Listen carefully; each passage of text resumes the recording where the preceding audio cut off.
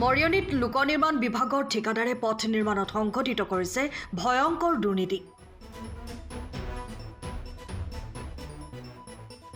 পথ নিৰ্মাণৰ ৭২ ঘণ্টা নহওঁতেই ঝাড়ু মাৰোতেই আঁতৰিল ব্লেক টেপিং।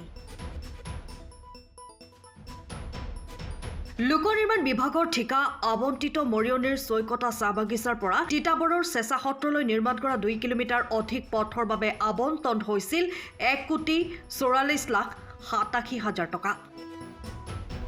ৰাইজৰ অভিযোগ, গোলাঘাটৰ জনৈক আগৰৱালা উপাধিৰ ঠিকাদাৰগৰাকীৰ বিভাগীয় বিষয়া কৰ্মচাৰীক মেনেজ কৰি পথ নিৰ্মাণত ভয়ংকৰ দুৰ্নীতি সংঘটিত কৰাৰ। স্থানীয় লোকে মুখ্যমন্ত্ৰীলৈ অনুৰোধ কৰি কয়, অতি শীঘ্ৰে পথটো পুনৰ ভালদৰে নিৰ্মাণ নকৰিলে আগন্তুক পঞ্চায়ত নিৰ্বাচনত কোনো ৰাজনৈতিক দলৰ প্ৰৱেশ কৰিবলৈ নিদিব গাঁওখনত। এতিয়া চৰকাৰে ঠিকাদাৰ আৰু অভিযন্তাৰ বিৰুদ্ধে কি ব্যৱস্থা ল'ব সেয়া লক্ষণীয় হ'ব। ৰাস্তাটো কিমান ধুনীয়াকৈ বনিছে, গতিকে ইয়াত সকলোৱে আমাৰ মানে বিষয়ববীয়াসকলৰ সকলোৱে উপস্থিত আছিলে ৰাস্তা নিৰ্মাণ কৰোঁতে, কিন্তু থকা অৱস্থাটো আজি ৰাস্তা এই অৱস্থা হৈছে।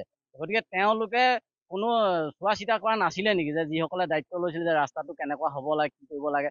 গতিকে তেওঁলোকৰ থকা অৱস্থাটো এনেকুৱা হৈছে আৰু ছাইড বাম নমৰাকৈ আপোনাৰ কাৰ্পেটিং কৰিছে। তাৰ দ্বিতীয় কথা হ'ল, আৰু যিটো হ'ব লাগিছিলে 2 ইঞ্চি হ'ব লাগে, মিনিমাম হ'ব লাগে কৈছিলে, কিন্তু 2 ইঞ্চি নাই, 1 ইঞ্চি, আধা ইঞ্চি ক'ৰবাতো শিলগুটিটো ওলাই আছে। গতিকে এনেধৰণে বনাই গৈছে আৰু আমি জনাইছিলোঁ বিষয়ববীয়াসকলক যে ভাল হোৱা নাই, গতিকে ৰাস্তাটো আপোনালোকে কি কৰিছে। তেতিয়া কিন্তু আমাক ধমকহে দিছিলে যে ৰাস্তা আমি চব জোখ মাখ কৰিছোঁ, আপোনালোকে চব হৈ আছে, গতিকে আপোনালোকে চিন্তা কৰিব নালাগে, ৰাস্তা আপোনালোকৰ ভালহে হ'ব লাগে। কিন্তু গতিকে এনেকুৱা যদি বিষয়ববীয়াসকল থাকে, কোনোবা এদিনা আমাৰ গাঁৱৰ উন্নতি হ'বনে, ৰাইজসকলৰ উন্নতি হ'বনে, কেতিয়াও নহয়। গতিকে অসম চৰকাৰক সেইটোকে জনাইছোঁ, ইয়াৰ পৰা যাতে সকলোকে মানে বিহিত ব্যৱস্থা লয়, তাক জনাইছোঁ। আৰু আগন্তুক এই নিউজৰ থ্ৰুৱেদি আমি জনাইছোঁ, আগন্তুক আহি আছে পঞ্চায়ত নিৰ্বাচন।